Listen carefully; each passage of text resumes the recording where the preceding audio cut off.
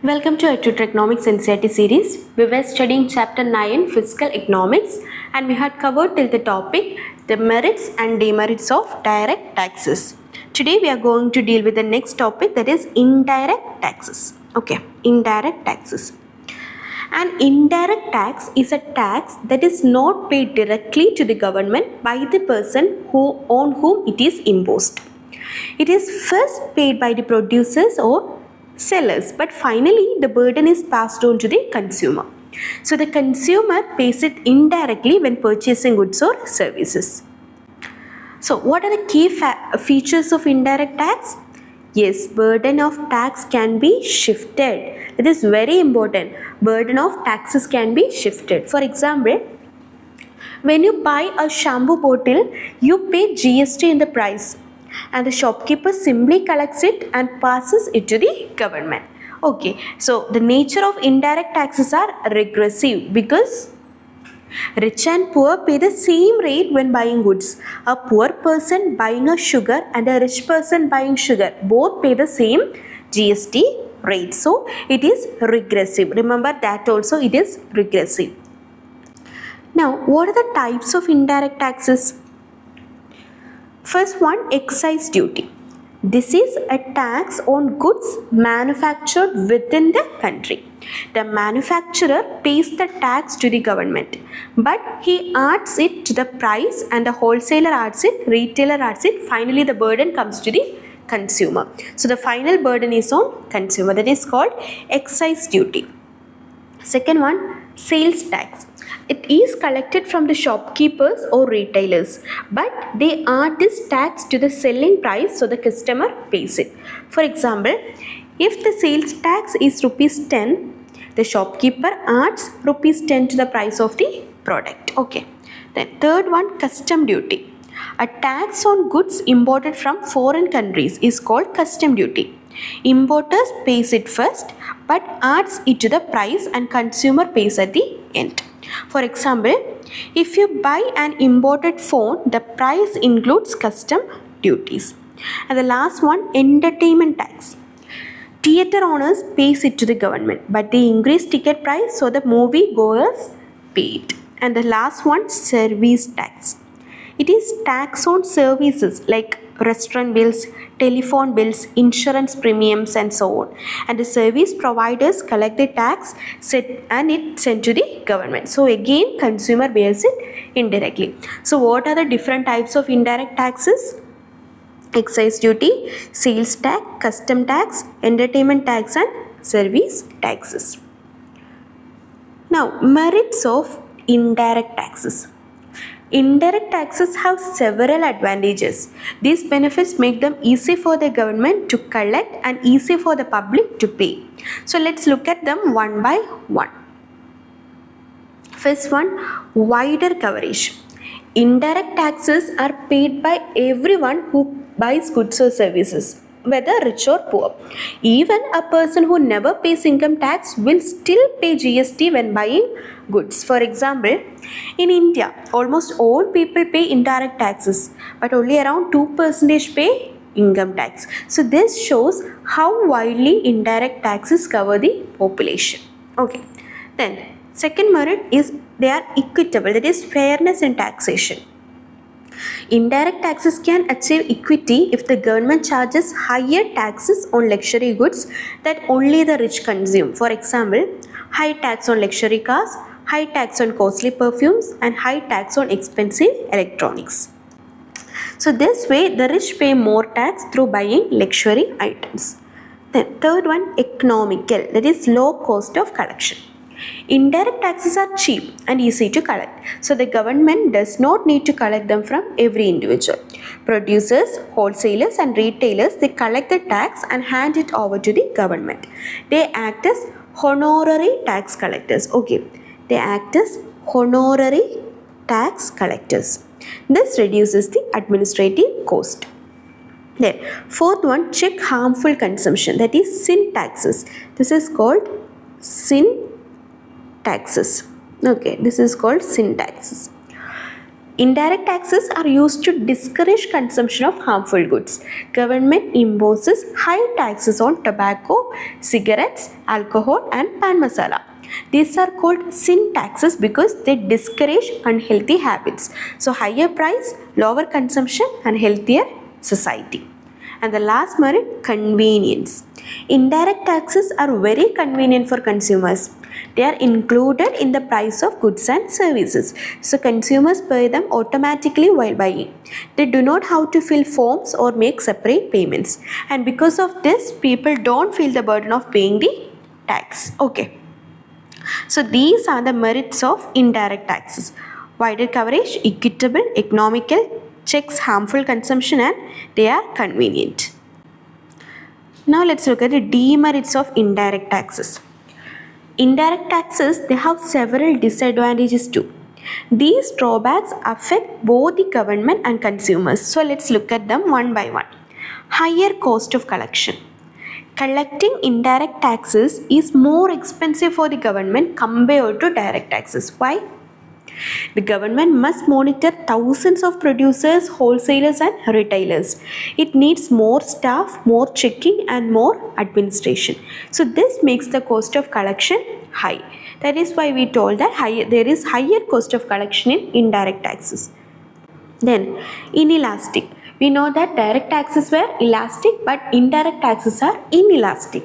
Indirect taxes are less elastic. That means they do not automatically increase when people's income increases. For example, if someone's income doubles, they will not buy double the amount of salt or soap. So the government cannot expect proportional growth in the revenue.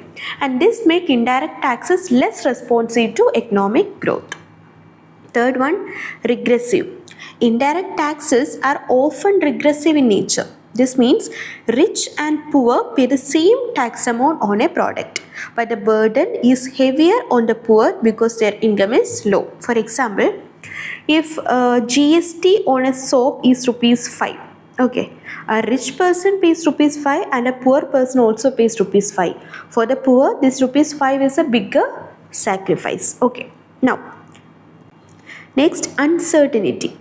Indirect taxes cause uncertainty in revenue collection. Why? Because when tax increases, what happens? Prices rise, and when prices rise, demand falls. So the government cannot accurately predict how much revenue it will receive. And Dalton explains this by saying, under indirect taxes, 2 plus 2 is not 4 but 3 or even less than 3. So these are the demerits of indirect taxes. Higher cost of collection, inelastic, regressive and uncertainty. Now GST, goods and service taxes. GST is one of the most important topic in public finance and in Indian economy. So let's understand it step by step. What is called GST? GST is an indirect tax that replaced many old indirect taxes in India. It came into force on 1st July 2017 and this law was passed on 29th March 2017. And now GST is called comprehensive, multi-stage and destination based tax. Why it is called comprehensive tax? Because it combines many taxes. Multi-stage, that means because it is collected at every stage of production, and destination based, that is the tax goes to the state where the goods are finally consumed. In simple words, GST is a single tax on the supply of goods and services in India. Now, why was GST introduced?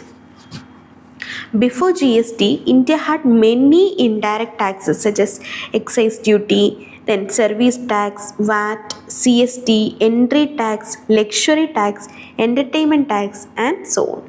And this created confusion, double taxation and high prices. GST replaced all these, making the system simple, transparent and uniform across India. Now, what are the types of GST in India? Do you know what are the types of GST? GST is divided into 3 main parts. What are they? CGST, SGST and also IGST. CGST means central GST. collected by the central government for intra-state sales. SGST means state GST. It is collected by the state government for intra-state sales. For example, goods sold within Tamil Nadu or goods sold within Kerala. Okay, that is GST is equal to CGST plus SGST.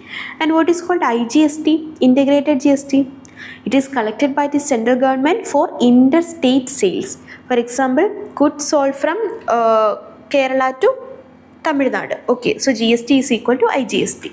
Later, the sender shares IGST with the destination state. Okay. This means tax goes to the state where goods are consumed and not where they are produced. For example, goods are produced in Tamil Nadu. Okay, and sold to Karnataka, and the final consumer here is Karnataka. So who gets the GST revenue? Karnataka, because consumption happens there.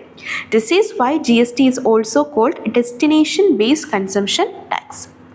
And what are the key features of GST? Do you know what are the key features of GST? Yes, one nation, one tax, then levied on value addition at each stage, paid by consumers but collected by sellers, then transparent because tax is included in the price, and also end of double taxation, that is cascading effect.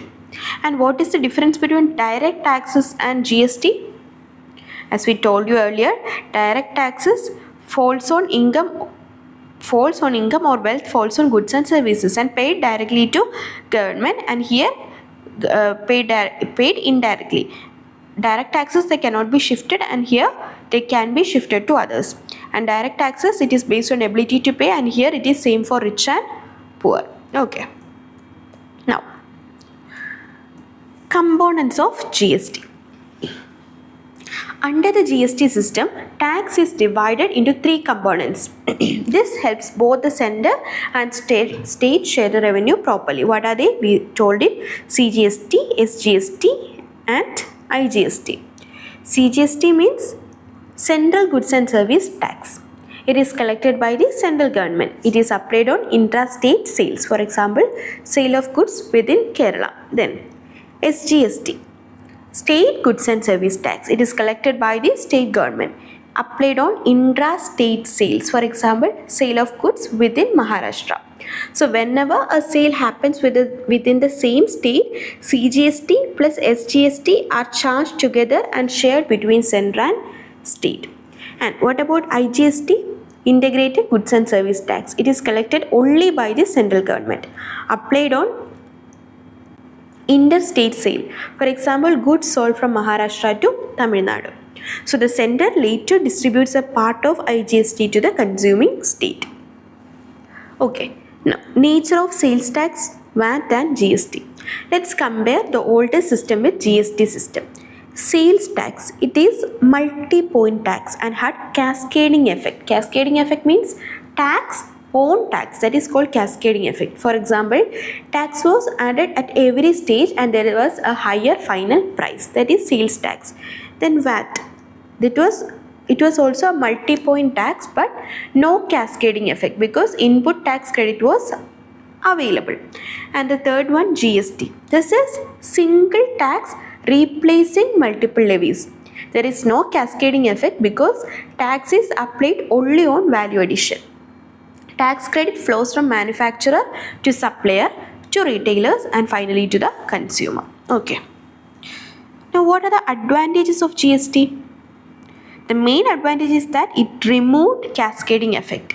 GST eliminates tax on tax. Because of this, cost of goods reduces, then final price becomes cheaper and production and consumption increase. This is one of the biggest achievement of GST. Okay, and the second achievement is it is technology driven. All GST activities are done online, such as registration, then filing returns, applying for refunds, replying to notices, etc. And this result in faster processing, reduced paperwork, increased transparency and less corruption. So these are the advantages of GST. Okay, so that's all about indirect taxes and GST.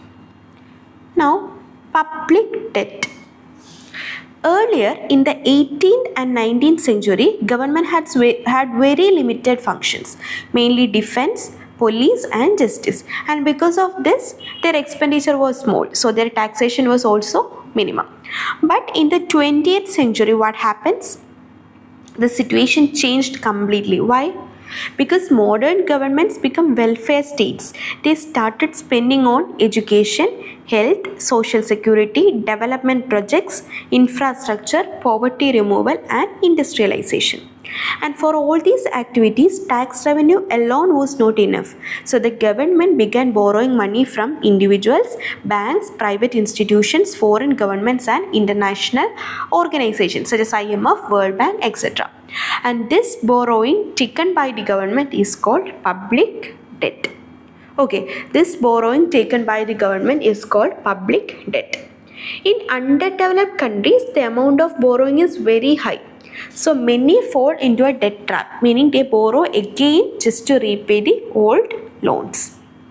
Okay, so this is called public debt. That is, in the 18th and 19th century, the role of the state was minimum. But since 20th century, there has been enormous increase in the responsibilities of the state.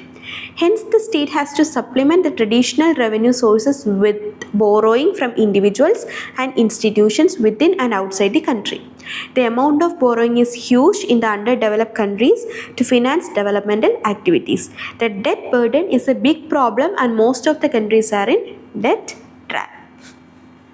Now, let's look at some definitions of public debt. First definition of Philip E. Taylor. He told that public debt is the form of promises by Treasury to pay to the holders of these promises a principal sum and in most instances interest on the principal. Borrowing is restored in order to provide funds for financing a current deficit. What does this mean? That means government issues promises, that is bonds, to borrow money. It must repay the principal plus interest. Public debt is mainly used when the government has a budget deficit. Budget deficit means expenditure is greater than revenue. So that was the definition of Philip E. Taylor. Now let's look at another definition of Carl S. Shoup. He told that public debt is the receipt from the sale of financial instruments by the government to individuals or firms in the private sector to induce them to release manpower and resources and to finance subsidies, welfare payments or resource purchase. What does this mean? Government sells financial instruments like bonds and treasury bills, and private sector buys them and give money to the government. Government uses this money for welfare schemes, subsidies, purchasing goods and services, and also for development programs. Okay, so these are the two definitions of public debt. What are the types of public debt? Public debt can be broadly classified into two types. What are they? Internal public debt and also external public debt. Internal public debt can be classified into internal public debt and also external public debt.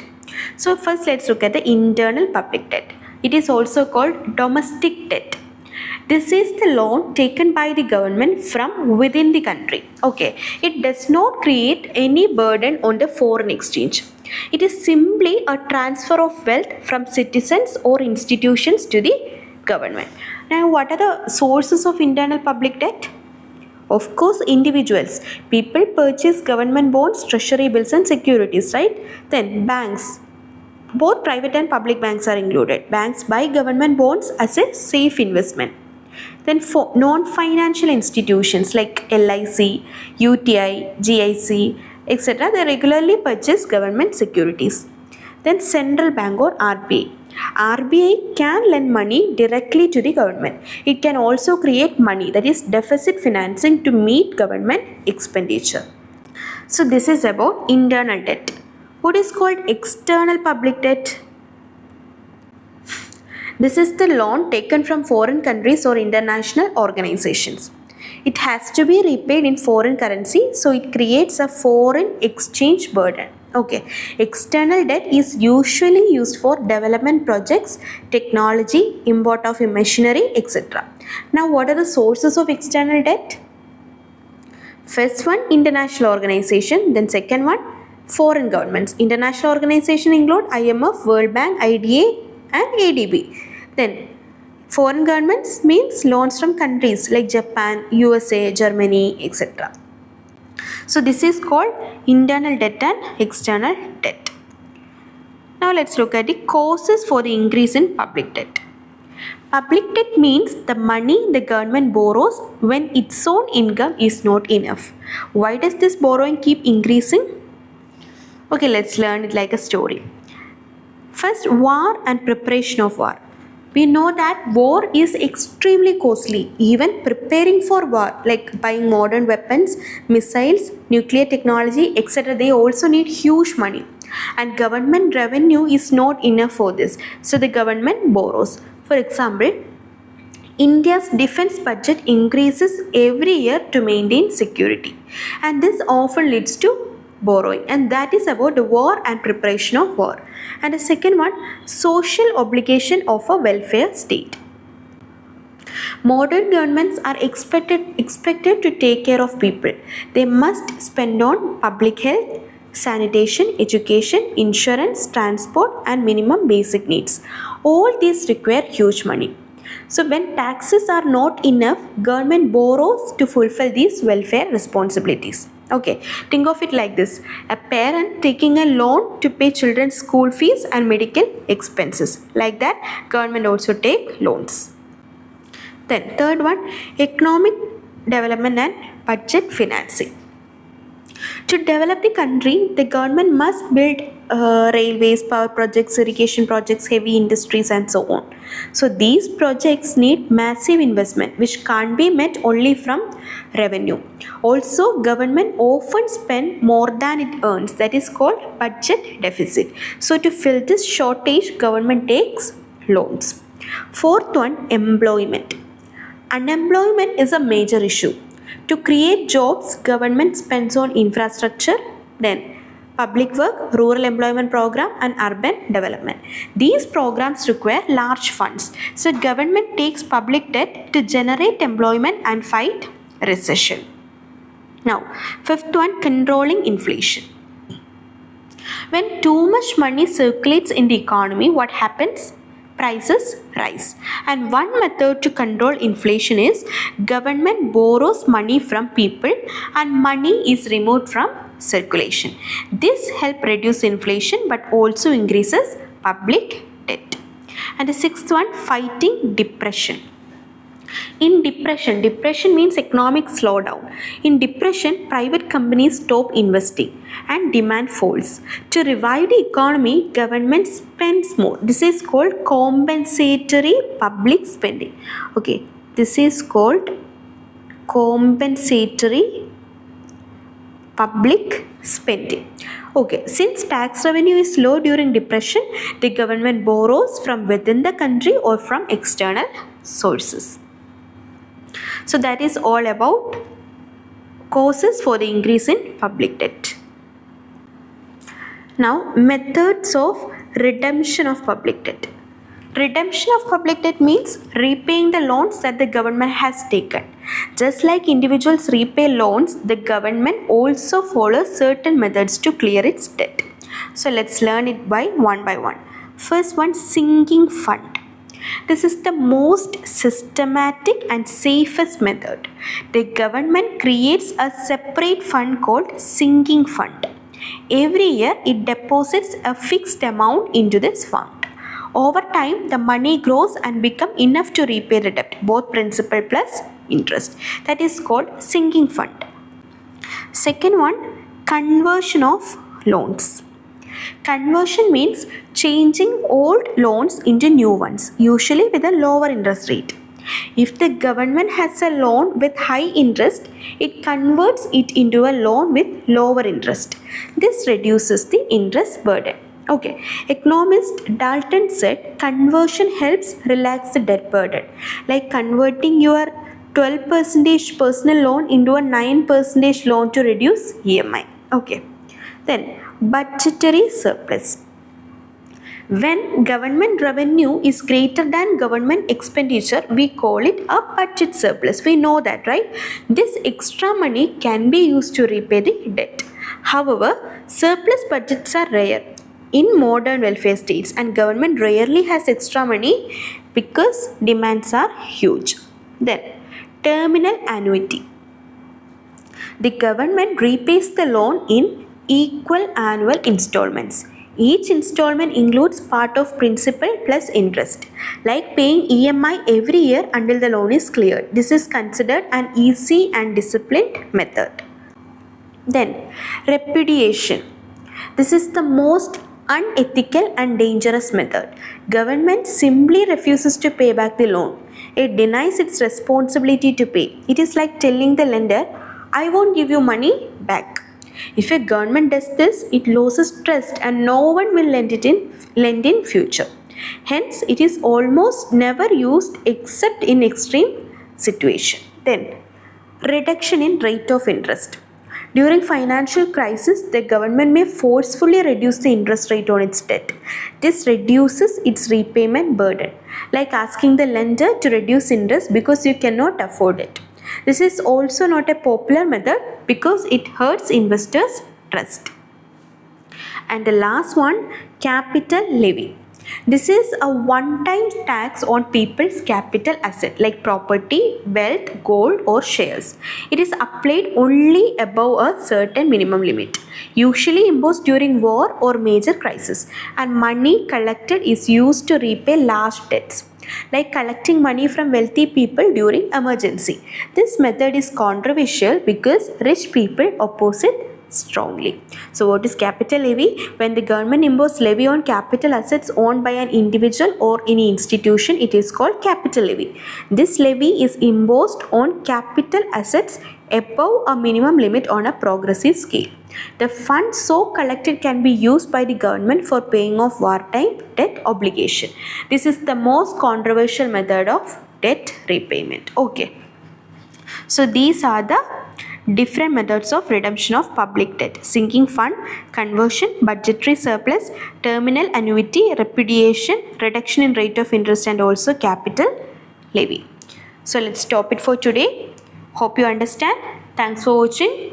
For more related contents, do like, share and subscribe.